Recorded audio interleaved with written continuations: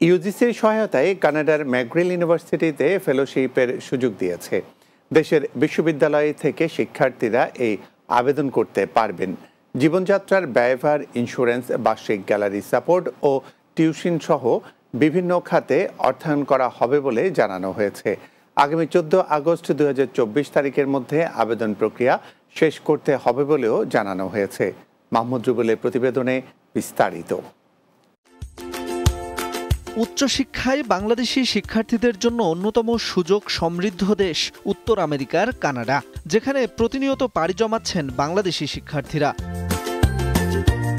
সম্প্রতি university grants commission UGC ও কানাডার McGill university যৌথভাবে ইউজিসি ম্যাকগিল পিএইচডি ফেলোশিপ প্রোগ্রামের সুযোগ দিচ্ছে বাংলাদেশি শিক্ষার্থীদের। দেশের বিশ্ববিদ্যালয়ের আগ্রহী শিক্ষার্থীদের কাছ থেকে এই প্রোগ্রামের জন্য আবেদনপত্র আহ্বান করা হয়েছে।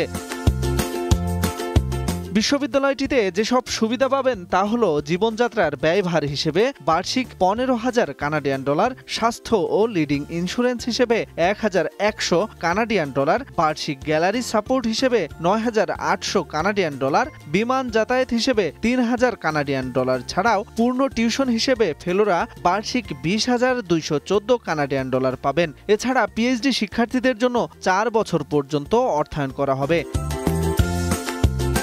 ফেলোশিপের প্রয়োজনীয় বিস্তারিত তথ্য ইউজিসির ওয়েবসাইটে পাওয়া যাবে, যা প্রার্থীদের নিজ দায়িত্বে সংগ্রহ করে নিতে হবে।